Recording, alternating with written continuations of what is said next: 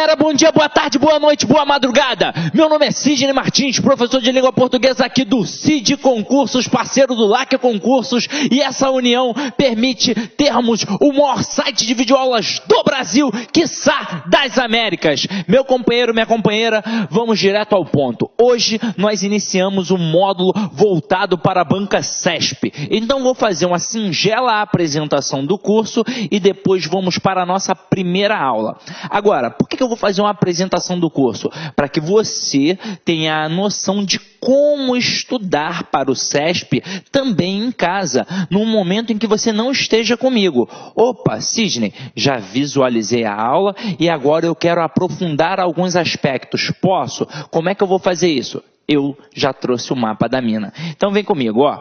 Primeira coisa, observações importantes sobre o CESP. Mais de 90% das provas trabalham 30% de interpretação de texto, 20% de redação oficial quando há e 50% de gramática aplicada ao texto. Aí olha a nossa segunda observação. Como interpretação depende de sua capacidade cognitiva e redação oficial depende da leitura do Manual de Redação Oficial da Presidência da República, o que tem maior relevo ainda é a gramática. E aí vamos direto ao ponto, meu companheiro. Quando a gente pensa em interpretação, a gente até sabe que tem a diferença da compreensão para a interpretação. E no final das contas, o que acaba mais caindo é a compreensão. E para isso nós vamos trabalhar aqui também. Agora, a interpretação realmente depende da tua capacidade cognitiva. Quando a gente for trabalhar esta aula específica, aí você vai ter essa noção. Agora, e o manual de redação oficial? Vamos trabalhar aqui também? Vamos. Você até poderia absorver apenas com a leitura do manual da presidência, mas a gente vai absorver isso trabalhando em cima de questões, dando exemplos do cotidiano, até mesmo porque eu já tenho uma certa experiência nesse ramo. Agora, importante é a gente entender que gramática para concurso público tem uma relevância muito grande, porque na escola a gente normalmente dá mole, a gente segrega o ensino da língua portuguesa. Então você tem um professor para gramática, um professor para interpretação e um professor para redação. Quando no final das contas não precisava de tudo isso, bastava um único professor, até mesmo porque você só faz uma análise textual se antes você fizer uma análise gramatical. E a redação nada mais é, por exemplo, do que uma redação ao contrário. Qualquer tipo de texto que você pega para ler, o que você busca? Você busca entender, você quer se contextualizar. Então, se for uma narrativa, por exemplo, na hora de fazer a leitura, você vai fazer as famosas 4 perguntinhas. Então, você vai perguntar quando aquilo aconteceu, onde aquilo aconteceu, como aquilo aconteceu e quem participou. Ah, Sidney, mas hoje em dia, nas provas de concurso público, eles cobram a dissertação? Tranquilo, então você vai procurar o porquê e o para quê. E na hora de responder, na hora de produzir uma dissertação, você tem de colocar lá o porquê e o para quê das coisas. Então, gente, se eu estou chamando de análise gramatical, se eu chamo de análise textual, se eu chamo de análise sintática, eu estou chamando de análise, isso já é interpretação. Ninguém consegue falar de texto sem falar de gramática. E para eu poder usar a gramática, eu sempre busco a gramática para poder utilizar um texto. Então está tudo interligado. E é o seguinte, em toda a prova de concurso público, a matéria que mais cai é sintaxe. E a gente pensa que a matéria é chamada de análise sintática. E nunca foi. Na verdade, é uma análise morfossintática. Por exemplo, nas provas de concurso público, quando o camarada coloca um termo com preposição, ele espera que o candidato responda sempre objeto indireto. Mas você já está safo, já está esperto e sabe que não é bem assim que a banda toca. Porque não tem como eu classificar um termo isoladamente. Eu preciso ver a quem esse camarada está ligado gramaticalmente para aí sim poder classificar sintaticamente. É assim que a banda toca. Por exemplo, o termo com preposição, se ele estiver ligado a um verbo transitivo indireto, aí sim ele é um objeto indireto. Mas se ele estiver ligado a um nome, ele é um complemento nominal.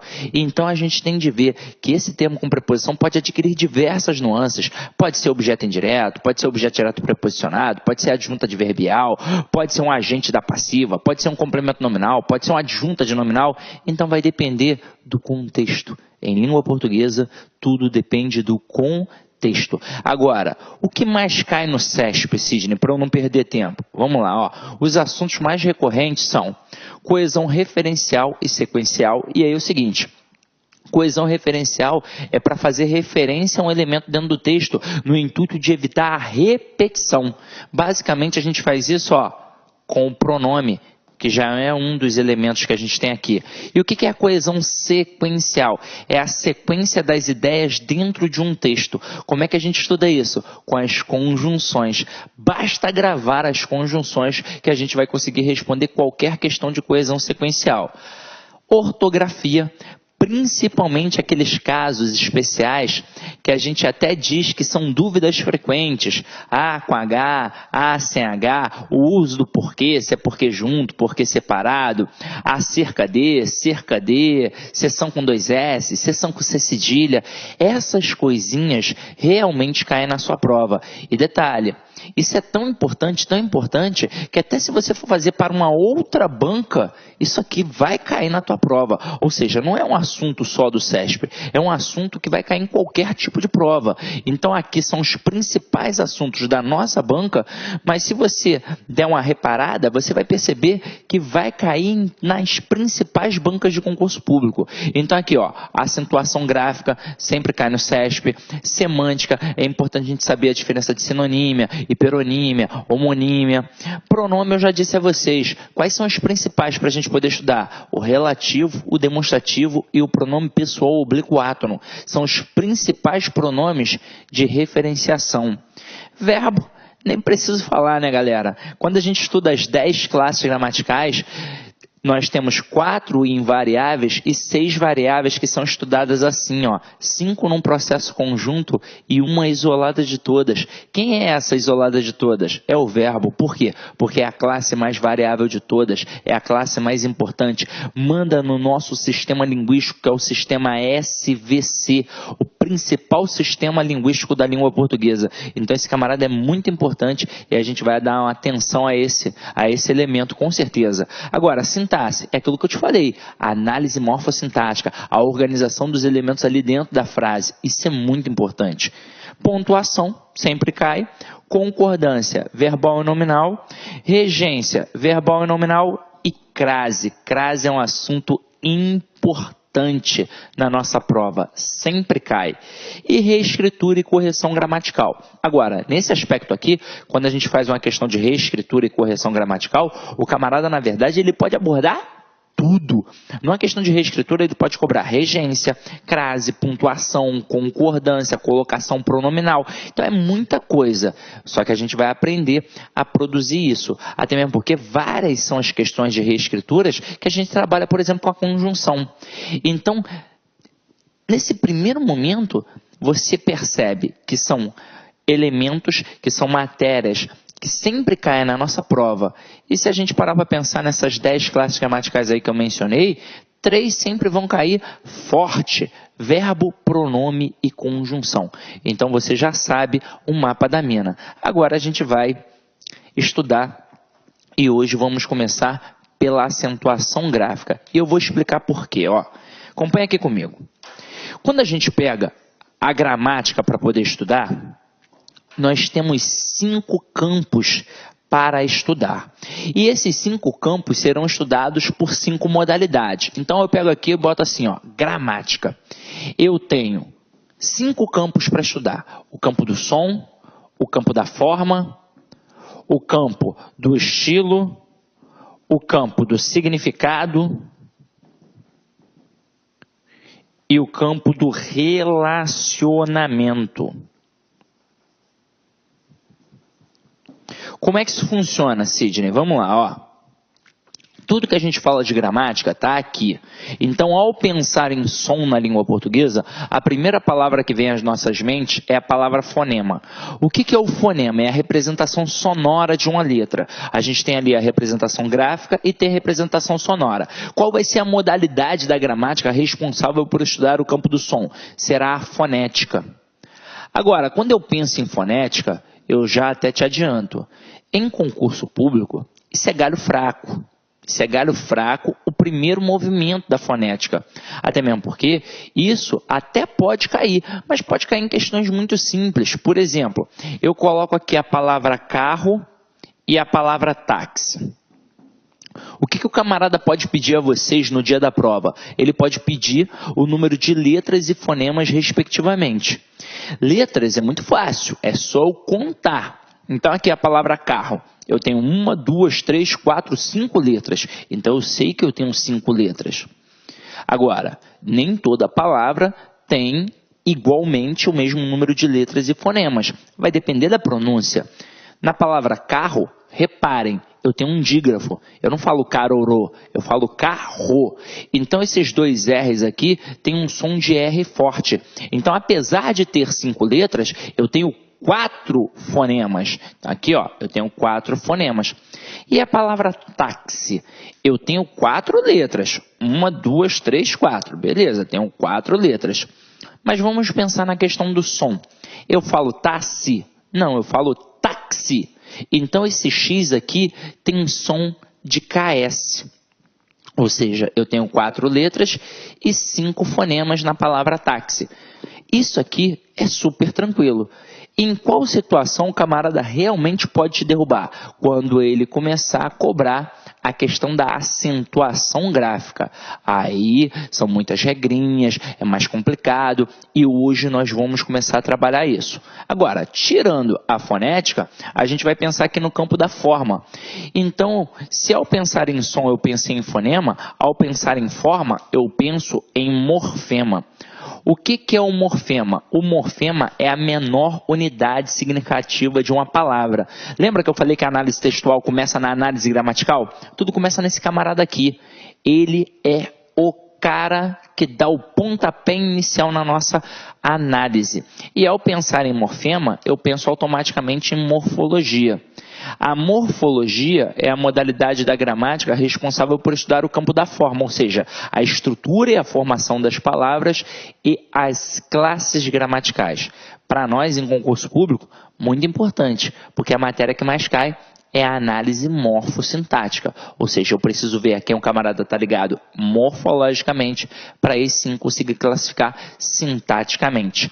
Por exemplo, só para citar, eu trabalho há muito tempo aqui no Rio de Janeiro e trabalhei durante muito tempo num curso muito conhecido que a gente ministrava módulos de língua portuguesa separados pelos campos, pelas modalidades. Então tinha um módulo de morfologia e tinha um módulo de sintaxe.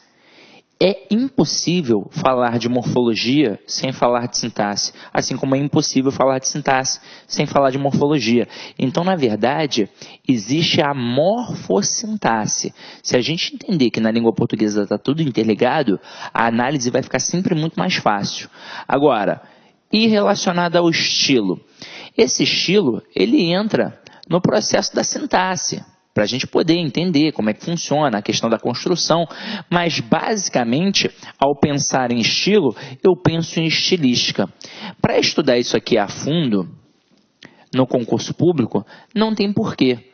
A gente estuda isso aqui a fundo numa excelente faculdade de letras, ou então quando o camarada vai fazer um excelente curso de direito, ou quando ele vai fazer um curso de oratória, porque aqui a gente tem todos os paralelismos e as figuras de linguagem. Aí você vai falar, ué, eu estudo isso para concurso público. Beleza, mas essas figuras de linguagem que nós temos na língua portuguesa são mais de 300. Na prova a gente estuda 8, 10.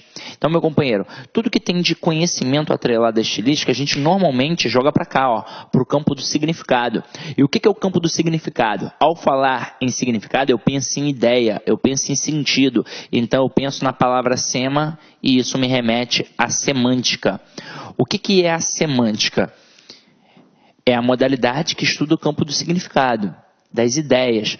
Quando eu falei em sema e mencionei ideia, só para citar como exemplo, a gente tem a palavra semáforo. O que é semáforo? Sema é ideia, foro é levar. Ou seja, levar uma ideia. Ideia de quê? Simples. Se está verde, eu sigo. Se está amarelo, eu tenho atenção. Se está vermelho, eu paro. Então, quando a gente pensa em semântica, esta modalidade é atrelada muito fortemente à questão da compreensão e da interpretação do texto. E você precisa saber de cara que compreensão e interpretação são coisas coisas completamente distintas. Compreensão é aquilo que joga para dentro do texto e interpretação é aquilo que vai além do texto. Agora, quando chegar o momento certo, a gente vai falar sobre isso. Agora não é um momento. Agora eu só estou fazendo a apresentação das modalidades. E quando a gente fala de relacionamento, a gente tem a função sintática que nos remete à sintaxe, com o som de 2 S's mesmo. Até mesmo porque isso daqui já é um termo que existia na questão da hierarquia militar. Na verdade, dentro do regime militar, nós tínhamos a reunião de grupamento, que era denominada sintaxe. O que é uma reunião? É um intervalo de tempo para as pessoas se relacionarem. Então, nada mais justo que chamar de sintaxe a modalidade da gramática que estuda o campo do relacionamento. Porque não existe análise sintática, existe análise morfossintática. Dessas 5 modalidades, 3 são muito importantes. Morfologia, porque é a base de tudo. Semântica, porque está atrelada à questão da análise textual. E a sintaxe, que é a matéria que mais cai. Até mesmo porque o camarada na prova, ele pode cobrar função morfológica, função semântica e função sintática. Futuramente, a gente vai falar sobre isso quando nós formos trabalhar como é que funciona a morfossintaxe das classes gramaticais. Agora, tudo bem que essas 3 são as mais importantes, mas hoje nós vamos começar por aqui, ó. Pela fonética, porque a nossa aula será sobre acentuação gráfica. Detalhe, vou tranquilizá-los.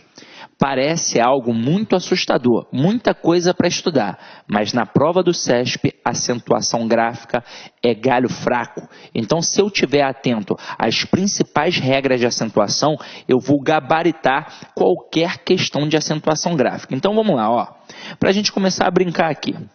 Primeira coisa que a gente tem que definir, quando a gente pensa em acentuação gráfica, é exatamente o que significa oxítona, paroxítona e proparoxítona. Ou seja, vamos pensar na sílaba tônica, na sílaba forte.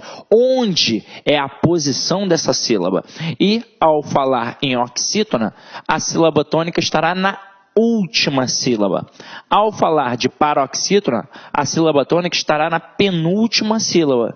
E ao falar de proparoxítona, estará na antepenúltima sílaba. Para mostrar como exemplo, olha aqui palavras que funcionam como oxítonas. Urubu, motel, marajá. Veja que a sílaba tônica está sempre na última sílaba. E olha que interessante. Para eu ter uma oxítona, eu preciso no mínimo de 2 sílabas. Porque se eu só tiver uma sílaba, eu tenho um monossílabo tônico. Então, já está ficando esperto na parada? Agora, exemplos de paroxítonas. Eu tenho aqui, ó, cigarro, janela, lápis. Veja que está na penúltima sílaba. E exemplos de proparoxítonas. Gramática, nossa aula de gramática, tóxico, né? Tóxico, olha, tem gente que fala tóxico, é tóxico. E semântica. Então aqui, observem que está na antepenúltima sílaba. Agora, para a gente começar a trabalhar, eu vou mostrar um negocinho interessante a vocês. Eu vou bater regra por regra, mas de cara a gente vai pensar assim, ó. As proparoxítonas, você já deve ter aprendido na escola que são o quê? Sempre acentuadas. Sempre acentuadas. Então, qual é a regra da proparoxítona? Ser sempre acentuada. Pronto. Então, quando você percebe que uma palavra na antepenúltima sílaba tem ali a sílaba tônica, já sabe que ali tem acento. Ou acento agudo ou acento circunflexo. Vai depender da pronúncia, se é aberta ou fechada. Agora, e ao pensar nas oxítonas e nas paroxítonas, o que vai acontecer, Sidney? Então, veja comigo. A proparoxítona, ela é diferente, porque ela é sempre acentuada. Mas quando a gente pensa nas oxítonas e nas paroxítonas, elas funcionam de forma paralela, são confluentes. Aí o que vai acontecer? Nós vamos pensar num elemento básico que vai distinguir o que é oxítona e o que é paroxítona. Na escola, quando você era criança, provavelmente você deve ter estudado as vogais com seu professor de língua portuguesa. O A, o E, o I, o O e o U. E provavelmente na época o professor disse a você que existem as verdadeiras vogais, o A, o E e o O. E ele deve ter dito que o I e o U eram as semivogais. Aí o que a gente vai fazer aqui agora? A gente vai pegar este A, o E e o O e vai botar aqui nesse quadrinho, mais a terminação em. E além disso aqui, eu vou colocar os seus plurais, ou seja, a, iás, e, iés, o, iós, em e ens. Agora eu vou pensar na oxítona e na paroxítona.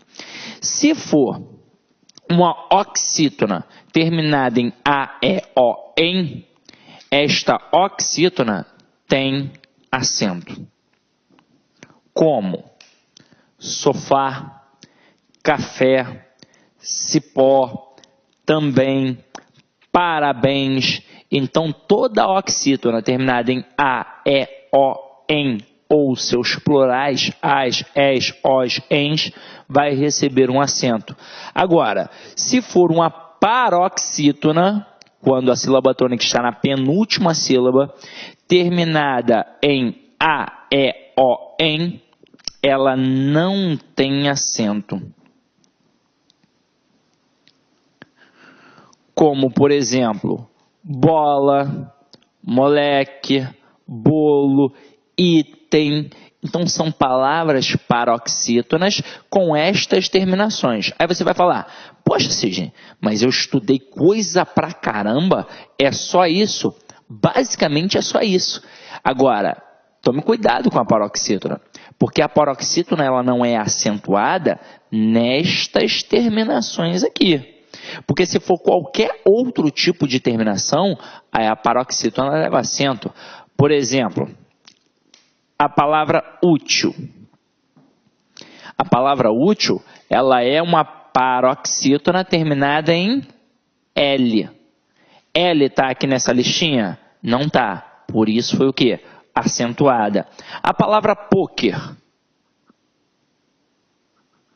A palavra pôquer é uma paroxítona. Beleza. Terminada em quê? Em R. O R está aqui? Não está. Então, gente, qualquer outro tipo de terminação, sendo paroxítona, leva o quê? Acento. Depois a gente vai bater regrinha por regrinha, até para isso ficar massificado na tua cabeça. Mas se na hora da prova, se você precisar escrever uma palavra ou ver se a palavra está corretamente escrita na questão objetiva, não importa se é questão objetiva ou discursiva. Se você ficou na dúvida em relação à acentuação, mas percebeu que é paroxítona ou oxítona, é só pensar nisso aqui. Se for oxítona com essa terminação, tem acento. Se for paroxítona com essa terminação, não tem acento. Mas se for uma paroxítona com qualquer outro tipo de terminação, aí tem o quê? Tem acento, tá? Agora, basicão. Agora, o que a gente vai fazer? Nós sabemos que possuímos outras regras. E essas regras, nós vamos estudá-las agora. Tópico por tópico, tranquilo? Então vem aqui comigo, ó. Primeira coisa, monossílabos tônicos acentuam-se os terminados em as, es, os. Aí tem aqui, ó, mais, ma, mais, ré, res, o, pós. E aí eu vou te mostrar outra coisa. Olha que interessante essa questão do monossílabo tônico. Eu falei a vocês sobre as vogais. A, E, O, I, U, não é? A, E, I, O, U. Caraca, até me misturei.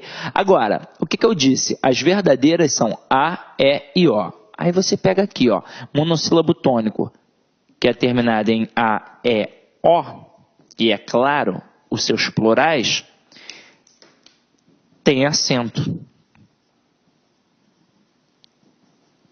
Tá aproveitando para anotar tudo isso? Anota direitinho, não dá mole não. Dá o pause, anota, aproveita que no nosso site o acesso é irrestrito, então você não corre o risco de bloquear e travar daqui a pouco. Pô, só vi uma vez e já travou. Mas você apertou para dar o pause aí, para poder anotar alguma coisa, para poder ir ao banheiro. Tem site que não dá mole não. Agora, acompanha aqui comigo. Já fiz o A, o E e o O. Agora eu vou botar aqui o I e o U. Se o A, o E e o O tem acento, quando for o I e o U, não tem acento.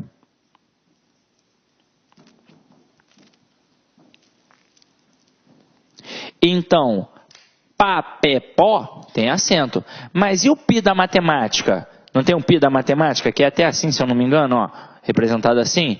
3,14? Então, o pi não tem acento. E quando o camarada fica puto contigo, que manda você tomar no olho, também não tem acento. Nenhum monossílabo tônico terminado em U tem acento. Tranquilo, meu companheiro? Agora vamos lá. Vamos bater mais aqui, ó. Para a gente poder massificar. Isso aqui vai ficar na tua cabeça que você nunca mais vai esquecer. Olha a regra das oxítonas, ó. Acentuam-se os terminados em, e aí a gente já viu, A, E, O, em e ens. Ou seja, A, as, E, es, O, os, em e ens. Estás, tais, prevê, prevês, amém e reféns. Agora vem as paroxítonas. E aí você vai pensar naquele quadrinho que eu mostrei a vocês. Quando a terminação é A, E, O, em e os plurais e é um oxítona, você acabou de ver agora no nosso slide, tem acento. Agora, quando é paroxítona naquelas terminações, não tem acento. Porém, nas outras terminações haverá acento. Então, olha aqui, ó.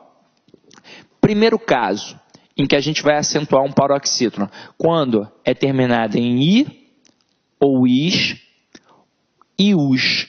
Então aqui, ó, júri, júris e vírus. Então, terminação em I ou então is, como júri e júris, acentuado. E aí repara que o I e o is não estão naquele quadrinho que nós botamos do A, do E, do O e do em. E o us também não está naquele quadrinho. Então, por isso é o quê? É acentuado. Agora aqui, ó, segundo ponto. Palavras terminadas em e uns, como por exemplo, álbum e álbuns. E pensem naquele quadrinho.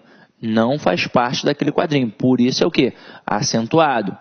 Palavras terminadas em on e ons, como íon, íons e prótons. Reparem mais uma vez que não tem naquele quadrinho. E aqui, ó, olha como é que funciona. Voo e voos. Agora, esse caso aqui, ó, a gente já vai fazer uma reflexão. Eu coloquei aqui porque antes da reforma era assim que funcionava. Então você tinha essas palavrinhas aqui com letras duplicadas acentuadas. Com a reforma, o que aconteceu? Nós cortamos. Até mesmo porque eu falo voo e voos com ou sem acento. Então hoje, para a nossa prova, a gente já pensa sem. Até mesmo porque é assim que os textos estão sendo construídos e já é assim que está sendo cobrado. Ah, mas Sidney, vai virar lei só em 2016. Mas se você é concurseiro mesmo e está fazendo as questões, você já sabe que estão cobrando assim já há muito tempo. Não é de hoje. Agora, palavras terminadas em R, X, N ou L, como ímpar, látex, hífen e túnel. Elas são acentuadas. E é só você parar para pensar. Está naquela listinha? Não está naquela listinha. Agora aqui, ditongo. Importante, ó. Galera, no CESP, várias questões de acentuação são baseadas nesta regra aqui. As paroxítonas terminadas em ditongo. E são palavras fáceis, são palavras que a gente utiliza no dia a dia. Mas por que eles gostam de colocar isso aqui? Porque o camarada vê a palavra terminada em A, em E e O Aí, de repente, ele pensa assim, ué, se é terminada em AEO, não tem acento. Só que não está terminada apenas na vogal, está terminada num ditongo. E toda paroxítona terminada em ditongo leva acento. Então, aqui, ó, água, mágoa, série, ciência, órgão. Palavra órgão, por exemplo, é muito interessante. O aluno não pode dar mole. Órgão, sótão, órfão. Ele visualiza o tio e pensa, ué, a palavra já é acentuada, a sílaba tônica está ali. Não, o tio nem é acento, o tio é marca de nasalização. A gente pensa na questão da acentuação gráfica, acento agudo e acento circunflexo. E eu digo órgão. Então, a sílaba tônica está aqui, ó, no or. Então, meu companheiro, eu tenho aqui uma paroxítona terminada em ditongo. Por isso, é sempre acentuada. Agora, olha que interessante. Não é só terminada em ditongo no singular. É terminada em ditongo, seja no singular ou no plural, tanto faz. Agora aqui, ó, palavras terminadas em pis, né, PS aqui, e an ou ans, como bíceps, ímã e ímãs. E é só você parar para pensar. Estava naquele quadrinho inicial que eu mostrei a vocês? Não. Agora, aqui eu vou fazer uma reflexão interessante com uma palavrinha, ó. Olha essa palavra aqui, ó. A palavra hífen. Olha que palavra interessante para cair na prova. Quer ver? Imagina o seguinte. O avaliador da nossa banca, ele tem raiva de você. Ele quer te ferrar. Aí ele vai botar que a palavra item e itens não tem acento. E vai dizer a vocês que hífen e hífens... Olá, meus amigos, minhas amigas, sou o professor Luiz Antônio Carvalho, com muito prazer, muita satisfação, estou aqui para convidar vocês a conhecer um super curso online para o TRF Primeira Região. Curso completo, ponto a ponto digital, com os melhores professores do mercado aqui no Lá Concurso. Gente, detalhe, com o melhor custo-benefício do mercado. Gente, vem, olha só. Curso completaço, ponto a ponto digital, por apenas 10 parcelas de R$ 25,00. É somente aqui no Lá Concursos. Prazo de acesso 90 dias. Durante esses 90 dias, vocês podem assistir quantas vezes quiser e na hora que desejar. Ah, professor, e os professores? Você assistiu aí essa aula demonstrativa, né? Somente professores top de linha.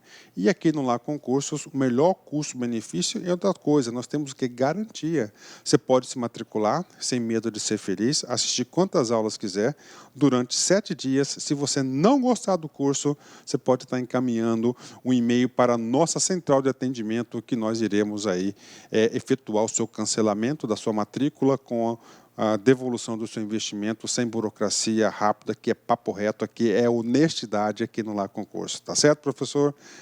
Tá certo, pessoal? Gente, esquecendo, você gostou da aula do professor? Você quer esse material de apoio? Então clique aqui embaixo, tem um link aqui embaixo, você pode fazer o download do material de apoio gratuitamente no site do LAC. Espero vocês. Um forte abraço. Tchau, tchau. Clique lá